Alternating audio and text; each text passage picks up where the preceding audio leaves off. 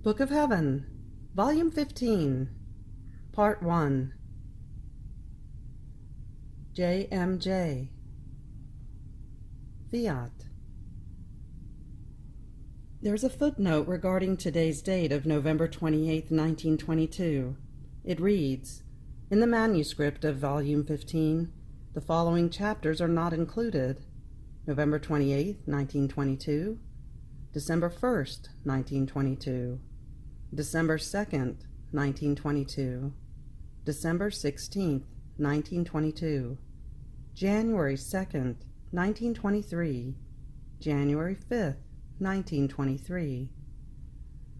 Luisa wrote them in a different notebook, as she had received from the confessor, Father Francesco de Benedictis, the order to write a separate volume about the divine will.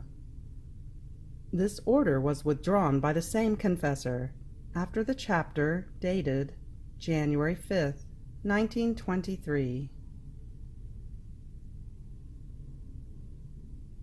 November 28th, 1922.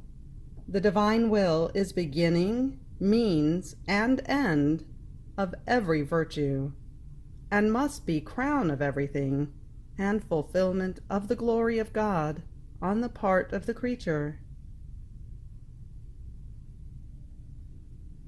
I was praying, fusing all of myself in the most holy will of God, and with some doubts in my mind concerning all that my sweet Jesus keeps telling me about this most holy volition.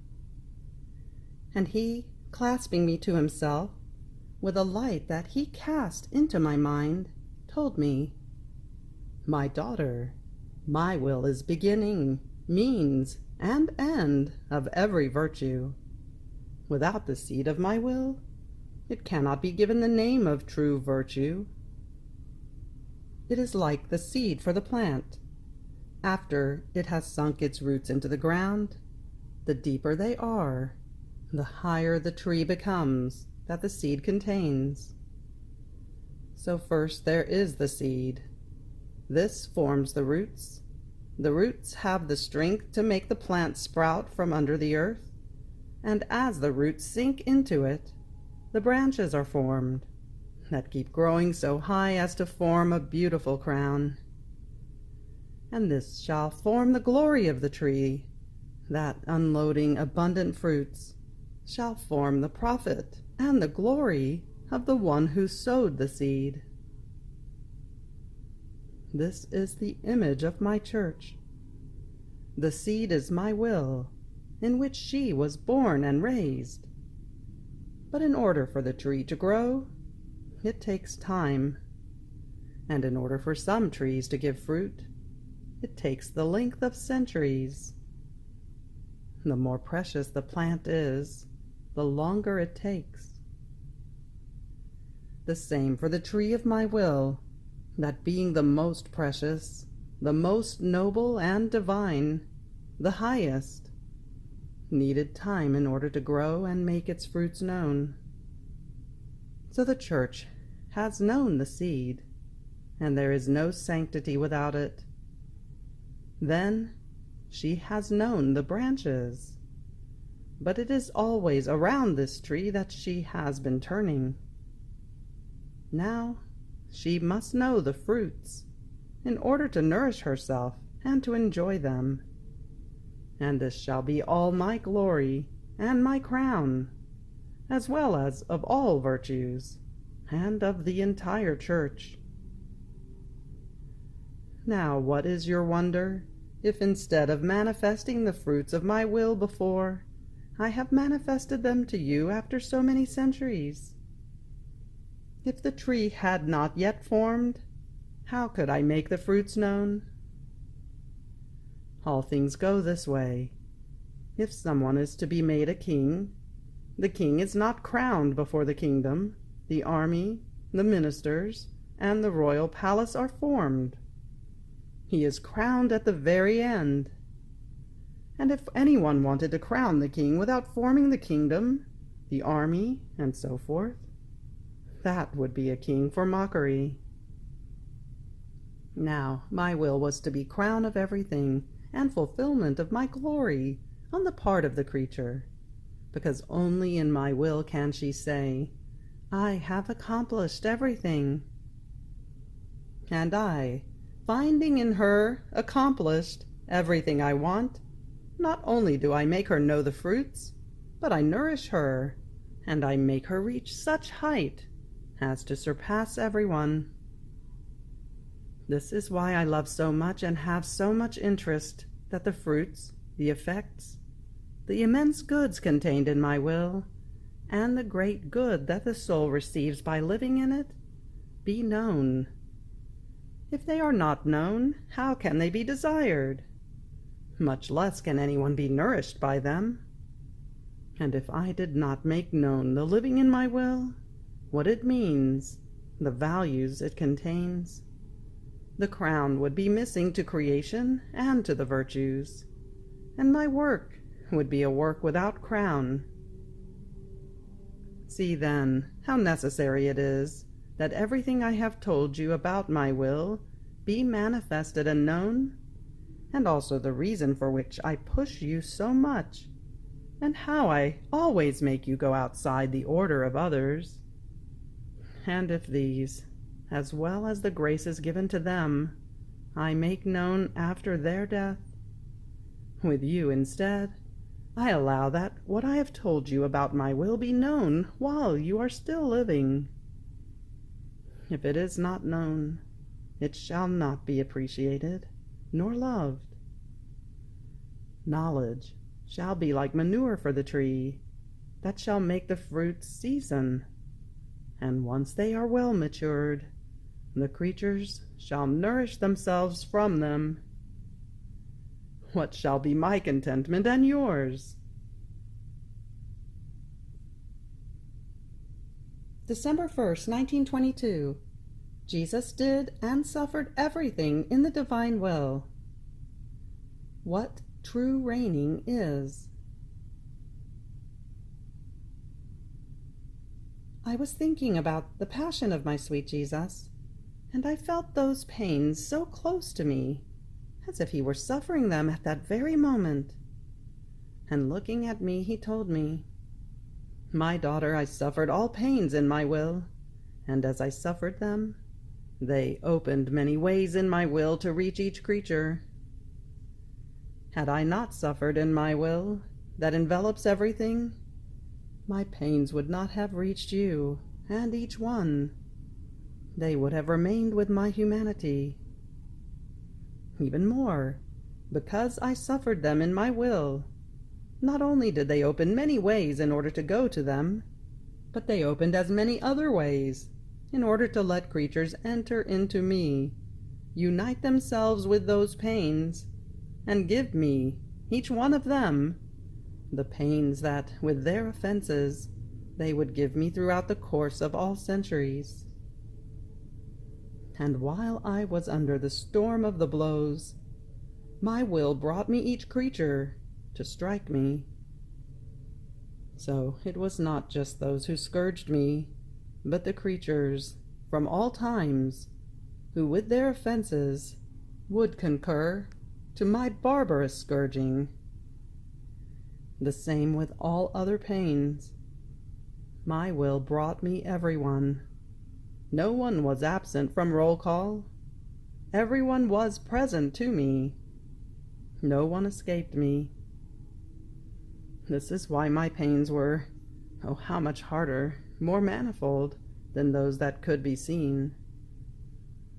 Therefore, if you want your offerings of my pains, your compassion and reparation, your little pains, not only to reach me, but to follow the same ways as mine, let everything enter into my will, and all generations shall receive the effects. And not only my pains, but also my words, because they were spoken in my will, reached everyone. As for example, when Pilate asked me whether I was king, I answered, My kingdom is not of this world, for if it were of this world, millions of legions of angels would defend me. And Pilate, in seeing me so poor, humiliated, despised, was surprised, and said with greater emphasis, "What? You are a king?" And I, with firmness, answered him and all those who are in his position, "I am king, and I have come into the world to teach the truth. And the truth is that it is not the positions, the kingdoms, the dignities, or the right of command that make man reign, that ennoble him, that raise him above all. On the contrary, these things are slaveries, miseries, that make him serve vile passions and unjust men, while he too commits many unjust acts that disennoble him, cast him into mud, and draw the hatred of his subordinates upon him. So riches are slaveries, positions are swords, by which many are killed or wounded. True reigning is virtue, the stripping of everything, to sacrifice oneself for all, to submit oneself to all. This is the true reigning that binds all and makes one loved by all. Therefore my kingdom shall have no end, while yours is near to perishing. And in my will I made these words reach the ear of all those who are in positions of authority, to let them know the great danger they are in, and to put on guard those who aspire to positions, to dignities, to command. December 2nd, 1922. Jesus places 3 pillars in the soul of Luisa, on which he can lean. I was feeling very afflicted because of the privation of my adorable Jesus, and if he makes himself seen, he is all taciturn. Then this morning he made himself seen in my interior, between 2 pillars.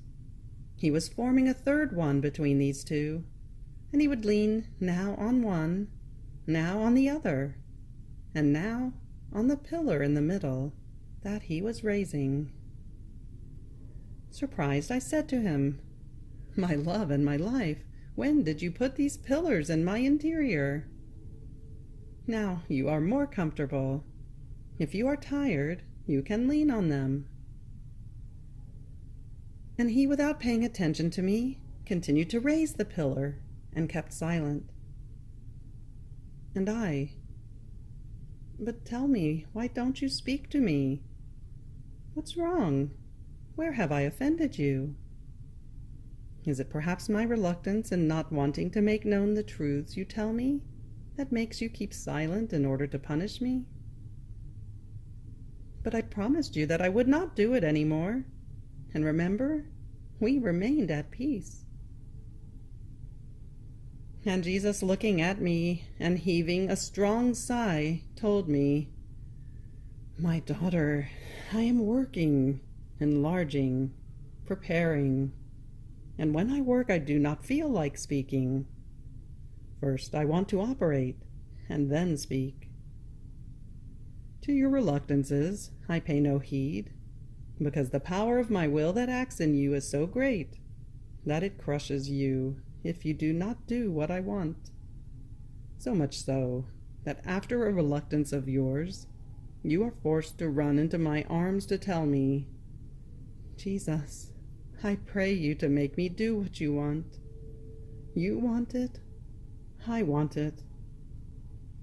And you do not let me go unless you see that your will and mine are one. Therefore my silence is work, and so that the work I am doing in you may be more beautiful, more safe, more stable, I put it between 2 pillars, stronger and higher, of which one is my humanity, and the other is my mamma, and on which alone can I lean. But 2 props are not enough for me. I want a 3rd one. But if I myself do not form it, how can I have it? Hear then the necessity of my work. You shall lend me the materials. that are all your acts done in my will. The more you do, the more materials you shall lend me, and I shall work hard in forming it, and then I shall rest and speak to you. Everything I did, and that which my dear mamma did, shall be connected together in this third pillar, my only purpose, that it may be worked with an eternal will that alone can serve me as prop, and that this will may be known. I shall put so much grace in it, that it shall not only give me rest, but shall serve me as pulpit, as voice, to teach in the most attractive, penetrating, and convincing manners what it means to live in my will, that I may no longer be in the midst of my children like an exiled one, but my will may reign in them as on its own throne. Therefore let me do, and follow me.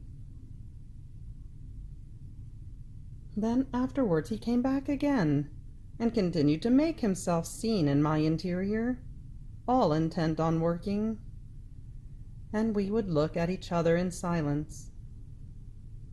I raised my eyes, and I saw the head of our Lord placed at the top of one pillar, and that of the celestial queen at the top of the other, both crowned. The third pillar that he was forming was prepared for my head to be placed on top of it, and the crown that was to crown it, half of it came out from the crown of our Lord, and half from that of the Most Holy Virgin, and uniting together, these two halves formed one single crown. I remained amazed and enchanted, and my sweet Jesus told me, "My daughter, did you see how much I have to work to form the third prop for myself, and how you must hasten the materials in order to let me work, and what height it must reach in order to accomplish the work of my will in you, and what crown must surround your forehead? Therefore do not lose a minute of time, and let your flight in my will be continuous." December 8th, 1922, on the Immaculate Conception. I write to obey, and I offer everything to my sweet Jesus, uniting myself to the sacrifice of his obedience, in order to obtain the grace and the strength to do it as he wants. And now, O my Jesus, give me your holy hand and the light of your intelligence, and write together with me.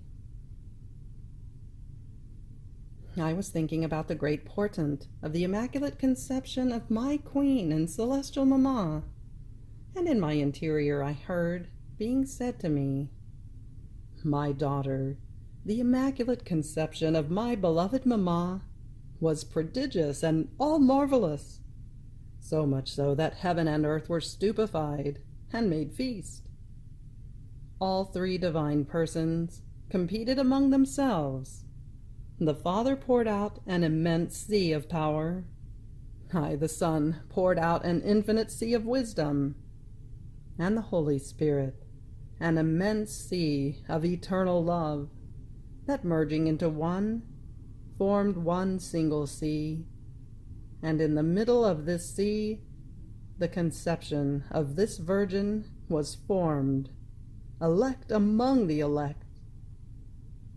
So the divinity administered the substance of this conception, and this sea was not only the center of life of this admirable and singular creature, but it remained around her, not only to keep her defended from anything that might shadow her, but to give her, in each instant, new beauties, new graces, power, wisdom, love, privileges, and so forth. So her little nature was conceived in the center of this sea, and was formed and grew under the influence of these divine waves, so much so that, as soon as this noble and singular creature was formed, The divinity did not want to wait as is usual with the other creatures. It wanted her embraces, the requital of her love, her kisses, and to enjoy her innocent smiles. Therefore, as soon as her conception was formed, I gave her the use of reason. I endowed her with all sciences. I made known to her our joys and our sorrows with regard to creation.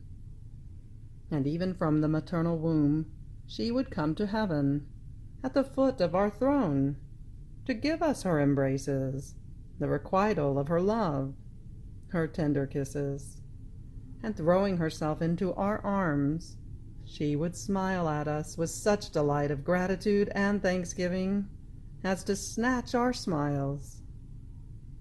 Oh, how beautiful it was to see this innocent and privileged creature, enriched with all the divine qualities, coming into our midst, all love, all trust, without fear. In fact, sin alone is what puts distance between Creator and creature, breaking love, dispersing trust, and striking fear. So she would come into our midst as Queen, who with her love, given by us, dominated us, enraptured us, put us in feast, and captivated yet more love. And we let her do it, delighting in the love that she captivated from us, and constituting her queen of heaven and earth. Heaven and earth exulted, and made feast together with us, having their queen after so many centuries. The sun smiled in its light, and held itself fortunate in having to serve its queen by giving her light. The heavens, the stars, and the whole universe smiled with joy and made feast, because they were to gladden their queen, showing her the harmony of their spheres and of their beauty. The plants smiled, that were to nourish their queen, and the earth too smiled, and felt ennobled in having to provide the dwelling, and let itself be trodden by the steps of its empress. Only hell cried, and felt itself losing strength, because of the dominion of this sovereign lady. But do you know what was the first act that this celestial creature did when she found herself before our throne for the first time? She recognized that all the evil of man had been the split between his will and that of his Creator. She trembled, and with no delay she bound her will to the foot of my throne, without even wanting to know it. And my will bound itself to her, and constituted itself the center of her life, so much so that all currents, all relations, all communications, opened between her and us, and there was no secret that we did not entrust to her. This, indeed, was the most beautiful, the greatest, the most heroic act that she did, to lay down her will at our feet, an act that made us, as though enraptured, constitute her queen of all. Do you see, then, what it means to bind oneself to my will, and to not know one's own? The second act was to offer herself to any sacrifice for love of us. The third, to render us the honor and the glory of the whole creation that man had taken away from us by doing his own will. And even from the maternal womb, she cried for love of us, in seeing us offended, and she cried with sorrow over guilty man. Oh, how these innocent tears moved us, and hastened the longed-for redemption. This queen dominated us, bound us, and snatched infinite graces from us. She made us inclined so much toward mankind that we could not resist, nor did we know how to resist her repeated petitions. But whence came to her so much power, and such great ascendancy over the very divinity? Ah, you have understood. It was the power of our will acting in her, that, while dominating her, rendered her dominator of God himself. And then how could we resist so innocent a creature, possessed by the power and sanctity of our will? It would be as though resisting ourselves. We could see our divine qualities in her, like waves, the reverberations of our sanctity, the reverberations of the divine manners, of our love, of our power, and so forth, poured out upon her, as well as our will, which was her center, drawing all the reverberations of our divine qualities, and making itself crown and defense of the divinity dwelling within her.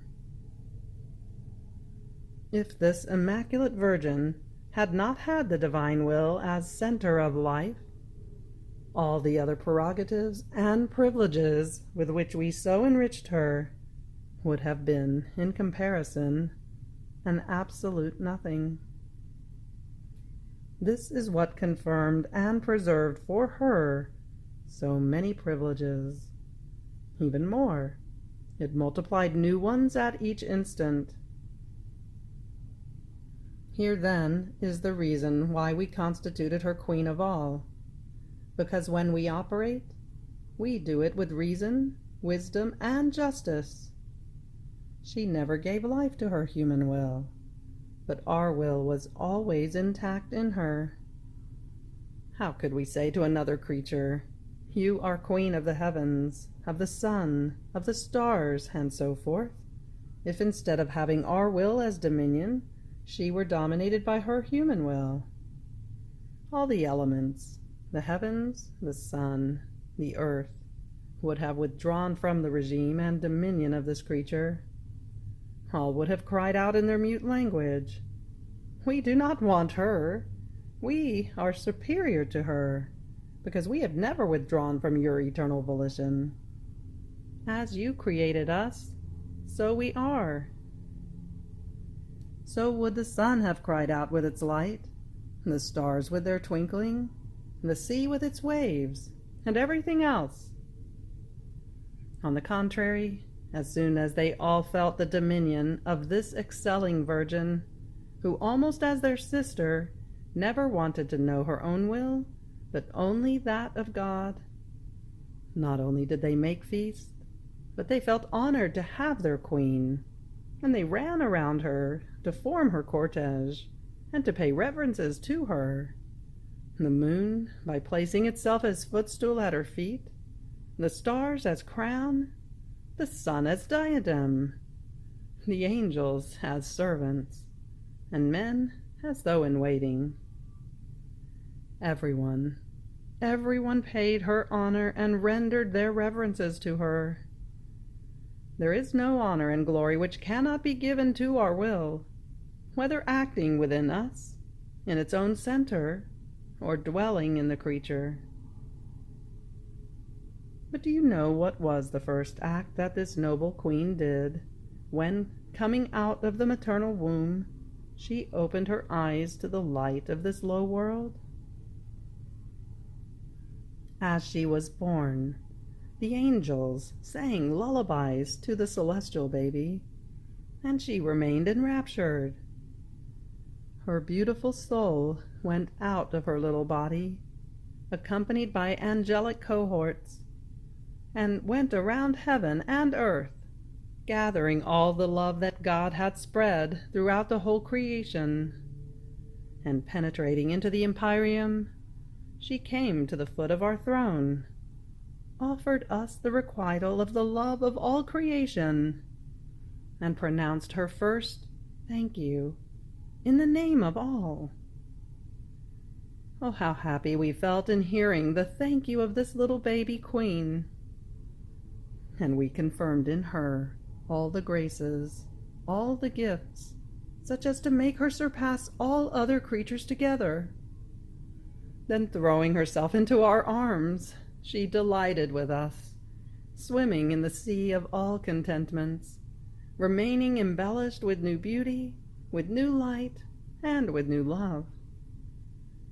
She pleaded once again for mankind, praying us, with tears, to let the eternal Word descend in order to save her brothers.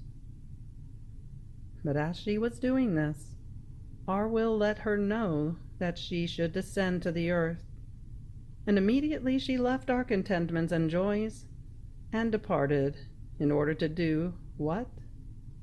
Our will. What powerful magnet our will was, dwelling on earth in this newborn queen. No longer did the earth appear alien to us. We no longer felt like striking it, making use of our justice. We had the power of our will, that in this innocent child restrained our arms, smiled at us from the earth, and turned justice into graces and sweet smile, so much so that, unable to resist this sweet enchantment, the eternal Word hastened his course. O prodigy of my divine will, to you everything is due. Through you everything is accomplished, and there is no greater prodigy than my will dwelling in the creature. You have reached the end of the Book of Heaven, Volume 15, Part 1. Fiat.